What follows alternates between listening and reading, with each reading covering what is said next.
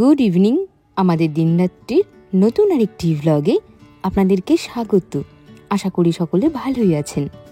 আজ চতুর্থী, পুজো তো এখন মহালয়ার দিন থেকে শুরু হয়ে যায়।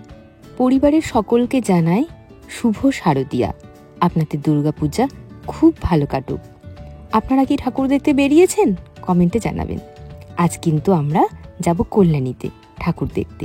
আজকে থেকে আমাদের প্যান্ডেল হপিং শুরু, চলবে পুরো দ্বাদশী পর্যন্ত, যদি বৃষ্টি না হয়। গাড়ি বলে দিয়েছি 10টার সময় আসবে, আমরা 10টায় বেরোবো। একটু রাত করে না গেলে প্রচণ্ড ভিড়ে পড়তে হয়। গত বছরের অভিজ্ঞতা খুব খারাপ। আপনাদেরকে আমার পুজোর শপিংয়ের ব্লগে বলেছিলাম একটা চুড়িদার অর্ডার করেছি, সালোয়ার কামিজ এটি নিয়েছি মিন্ত্রা থেকে। আপনাদের পছন্দ হলে জানাবেন, আমি লিংক শেয়ার করে দেব। আর যে কানের দুলটা পরেছি ওটা নেওয়া হয়েছিল দুর্গাপুজো উপলক্ষে, কিন্তু আমি বিশ্বকর্মা পুজোর দিনই প্রথম পরেছিলাম। কানের দুলটা ভীষণ স্পেশাল। আসলে কানের দুলের যে প্রিন্ট আপনারা দেখতে পাচ্ছেন ফ্লাওয়ার মোটিভের, ওটা হচ্ছে আসল ফুল।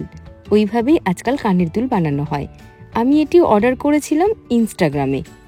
600 না কত টাকা নিয়েছিল, ভীষণ পছন্দের। আর দুটি ব্যাঙ্গেলসও নিয়েছিলাম। যাই হোক, আমি তৈরি হয়ে গেছি, ভীষণ খুশি। আজকে থেকে আমাদের আনন্দ শুরু। দিদি, ভাই, আমাদের পুরো গ্রুপ যাচ্ছে। চলুন আইটিআই মোড়ে ঠাকুর দেখে হাসি কল্যাণী। গাড়ি চলে এসেছে, এখন ঘড়িতে বাজে রাত 10টা। একদিকে যেমন মনটা ভীষণ খুশি খুশি, তেমনি একটু উদাসও।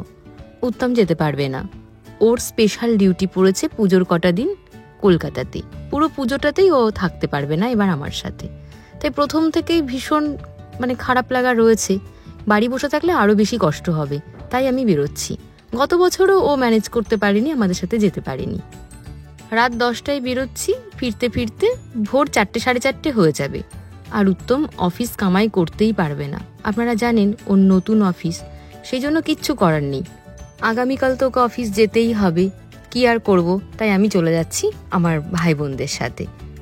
বেরোনোর আগে ড্রাইভার দাদা একবার ওনার ইঞ্জিনটা চেক করে নিচ্ছেন, আর মনে হয় একটু জল দিয়ে নিলেন। যাই হোক, আমরা সকলে তৈরি, দুগ্গা দুগ্গা বলে এবার বেরিয়ে পড়ি। আর এই দেখুন আমাদের বাতকুল্লা লাইটিং, অসম্ভব সুন্দর। এটি উদয়ন সঙ্গের লাইটিং। ছোট্টবেলা থেকে জেনে আসছি উদয়ন সঙ্গ প্রত্যেক বছর লাইটিংয়ে ফার্স্ট হয়। প্রত্যেক বছর ওরা কিছু না কিছু নতুনত্ব করবেই, আর এত সুন্দর ফুটিয়ে তোলে, মুগ্ধ হয়ে আমরা শুধু তাকিয়ে থাকি। গত বছর কালীনারায়ণপুরে একটি খুব ভালো পুজো হয়েছিল, সেখানেও গিয়েছিলাম। কিন্তু এবছর তো পুজোটি হচ্ছে না, তাই আমাদের কালীনারায়ণপুর লিস্টে নেই। সোজা আমাদের গন্তব্য এখন কল্যাণীর বিখ্যাত পুজো আইটিআই মোড় লুমিনাস ক্লাব। সেখান থেকে যাব রথতলা, তারপরে A9 হয়ে বাড়ি ফিরব। A9-এ যে পুজোটি হয় স্কোয়ার পার্কে, ওখানে আমার এক ফ্রেন্ডের বাড়ি আছে, সঞ্চিতা। ওর সাথে যোগাযোগ করার চেষ্টা করেছিলাম, কিন্তু করতে পারিনি। আর এতটা রাত হয়ে গেছে, ওকে আর ফোনও করতে ইচ্ছে করেনি আমার।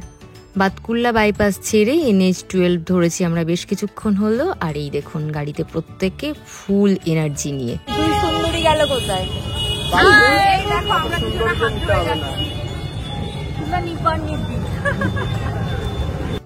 একসাথে প্রত্যেকে যখন হই এত মজা হয়, একে অপরের লেগ পুল করে, কেউ রাগও করে না, ভীষণ মজা করি আমরা। যাই হোক, পৌঁছে গেছি সেই বিখ্যাত পুজো আইটিআই মোড় লুমিনাস ক্লাব। ওনারা এবার করেছেন মায়ানমারের সিনভূম প্যাগোডা। মায়ানমারকে তো প্যাগোডার দেশ বলা হয়। খুব সুন্দর লাগছে। চলুন ভিতরে যাওয়া যাক। তবে যে আশা আকাঙ্ক্ষা বা এক্সাইটমেন্ট নিয়ে আমরা এখানে এসেছিলাম, সেটা যেন কোথাও পূরণ হলো না।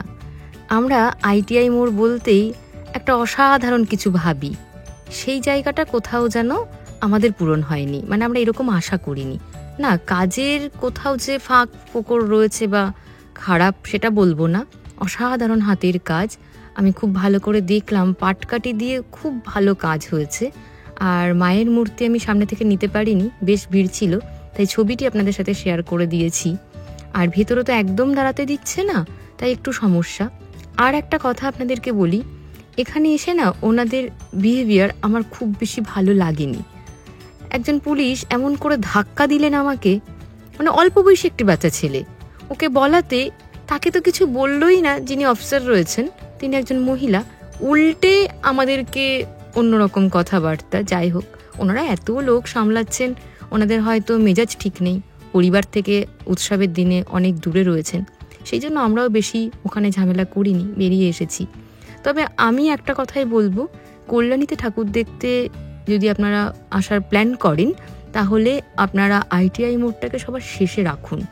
মানে আপনারা যে আশা নিয়ে আসবেন, হয়তো আপনারাও কোথাও একটু হতাশ হবেন।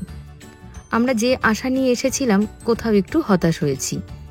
আর একটা কথা হলো, ভিড় আছে, তবে গত বছর যে ভিড়টি পেয়েছিলাম সেই রকম উপচে পড়া ভিড় নয়।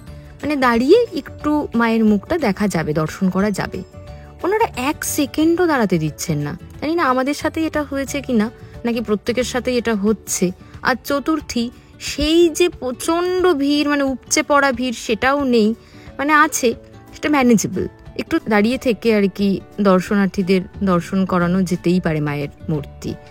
যদি আমি দর্শন নাই করতে দিই, তাহলে এত গয়না পরিয়ে তার যথার্থতা কোথায়? আমার কথা হচ্ছে এটি, আমি মাকে সুন্দর করে সাজালাম, সব করলাম, সবটাই তো মানুষের জন্যে, দর্শনার্থীদের জন্যে। তারাই যদি একটু মায়ের মুখটা 5 সেকেন্ড দাঁড়িয়ে দেখতে না পারলো, তাহলে সেই রকম করে আমি সাজাবো না।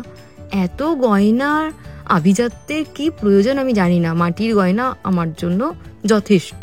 মানে অনেক সুন্দর করে যারা ঠাকুর গড়েন, যে শিল্পীরা, অনেক সুন্দর করে তারা গয়না মাকে পরান মাটি দিয়েই, খুব ভালো লাগে। গয়নার জন্যে এত সিকিউরিটি, মানুষের সাথে এরকম দুর্ব্যবহার, আমি ভীষণ হতাশ। যাই হোক, এই হতাশাগুলোকে দূরে সরিয়ে রেখে আপনাদের সাথে আবার হাসি মুখে আজকের পুজোটা আমিও এনজয় করি আর আপনাদের সাথেও শেয়ার করি।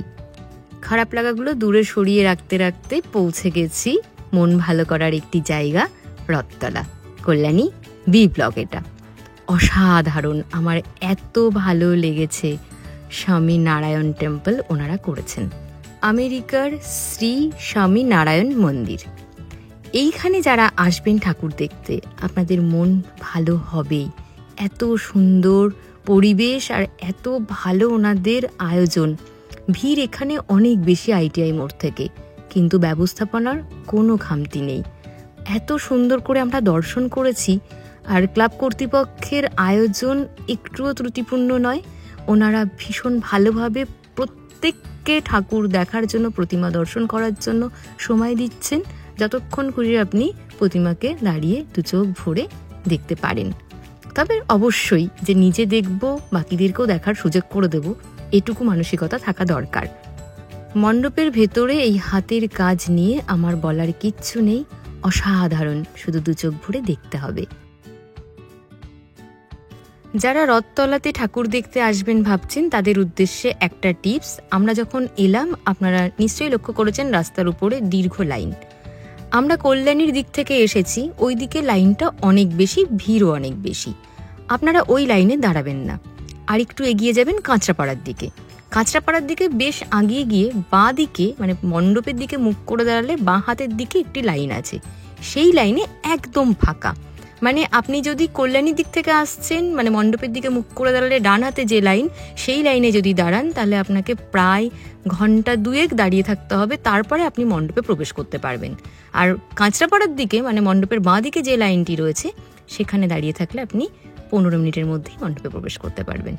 যাই হোক, আর দেখুন মা যাচ্ছেন। চতুর্থী, পুজো শুরু হয়ে গেছে মণ্ডপে মণ্ডপে, কিন্তু মা তো আসবেন ষষ্ঠীতে না, মায়ের বোধন ষষ্ঠীতে। আমরা যতই মহালয়া থেকে পুজো শুরু করে দিই না কেন, তিথি তো পাল্টাবে না।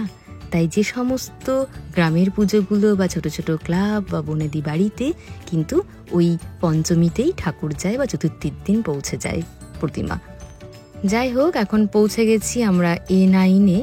এইখানেই আমার সেই বান্ধবীর বাড়ি, ওর সাথে দেখা হলো না। এখন কিন্তু সময় রাত 1:45।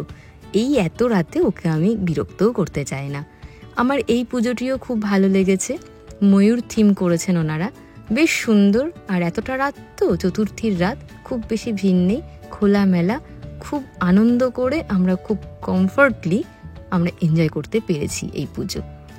গত বছরের পুজোর জাঁকজমক অনেক বেশি ছিল কল্যাণীতে, কিন্তু কমফর্ট জোন আমাদের ছিল না, এত উপচে পড়া ভিড়ে আমরা পড়েছিলাম।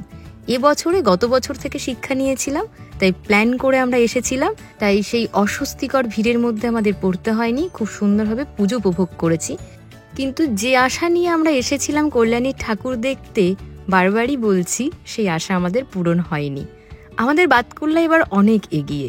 হ্যাঁ, একেবারেই আমি পক্ষপাতিত্ব করছি না যে আমার জায়গা বলে, কোনো নেপোটিজম নয়, একদম জেনুইন রিভিউ দিচ্ছি। আমি বাজারে যাওয়া আসার পথে আমার পাড়ার ক্লাবে যতটুকু যা দেখেছি অনেক বেশি সুন্দর হয়েছে। আপনাদের সাথে তো আমি সবটা শেয়ার করব, তখন নিজেরাই দেখবেন আপনারা, আর তখন রিভিউ দেবেন। যাই হোক, এই হলো এক চালার ঠাকুর। এত ভালো লাগছে, সেই পুরনো সাবেকিয়ানা। এইখানে সিঁড়িতে বসে শাড়ি পরে ছবি তুললে কিন্তু অসাধারণ আসবে। 3 বোনে মিলে আমরা সেটাই বলা বলি করছিলাম। এনাদের আয়োজনও আমার ভীষণ ভালো লেগেছে, আর এই যে থিমটা, এটা তো খুব সুন্দর লাগলো, মানে অন্যরকম। এখন কিন্তু এই যে একটা উইন্ডো কনসেপ্ট, আমরা আমাদের ড্রয়িং রুম, আমাদের ঝুল বারান্দা, এই সমস্ত জায়গাতেও কিন্তু একটা কাঠের ফ্রেম আমরা সেট করছি, সেখানে ফুল টুল দিয়ে সাজাচ্ছি। সেরকমই একটা মানে ফলস উইন্ডোর কনসেপ্ট আমি দেখলাম, আমার ভীষণ ভালো লেগেছে। এই দেখুন, ঘড়িতে এখন বাজে 2:24, আমরা ফিরছি বাড়ির পথে। সকলের ঘুম ঘুম পাচ্ছে, বিশেষ করে ড্রাইভার দাদাকে নিয়ে আমাদের একটু চিন্তা, তাই ওনার জন্যেই আমরা মূলত দাঁড়িয়েছি এখানে। সরাইখানা বিরোহিতে একটি ধাবা মতন, এখানে আমরা 1 কাপ চা খাবো, তারপরে একটু বসবো, বেরিয়ে যাব সোজা বাড়ির উদ্দেশ্যে। রূপার হাজবেন্ড মনোজিৎ কিন্তু আজকে আমাদের সাথে জয়েন করেছে। ও অর্ডার করেছে মিল্ক টি উইথ সুগার, আমার লিকার উইদাউট সুগার, আর বাকিদের উইথ সুগার লিকার। এইখানে একটা মজা হয়েছে, সে কথা পরে বলছি।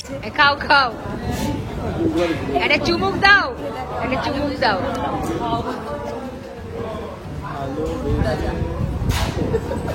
দিদি মজা করে যিনি অর্ডার নিতে এসেছিলেন তাকে বেশি চিনি দিয়ে দিতে বলেছে মনোজিতের চায়ে, আর তিনি তাই দিয়েছেন। তারপরে যখন চা দিয়ে গেছে, তখন মনোজিৎ খেয়ে বলছে এত মিষ্টি কি করে হলো। তখন ও মজা করে আবার তাকে বলেছেন একেবারেই মিষ্টি হয়নি, এত কম মিষ্টি দিয়েছেন কেন। ভদ্রলোক আবার অনেকটা চিনির গুঁড়ো নিয়ে এসে ওর চায়ের মধ্যে মিশিয়ে দিয়েছে। সেই নিয়ে বেশ খানিকক্ষণ মজা হলো। যাই হোক, চা খেতে খেতে আমাদের একটু এখানে গল্প হচ্ছিল যে যাবার পথে রানাঘাটে ঢোলকপুর, মানে ভীমের ঢোলকপুর বাচ্চাদের কার্টুন আসে, সেই ঢোলকপুরের থিমে পুজো হয়েছে, সেটা দেখে যাব কিনা। কিন্তু পরে ঠিক হলো যে একদিনে সব এনার্জি খরচ করলে চলবে না, পুজো সবে শুরু, সুস্থ থাকতে হবে সকলকে। তাই ফিরে এলাম বাড়ি। এখন ঘড়িতে বাজে ভোর 4:30।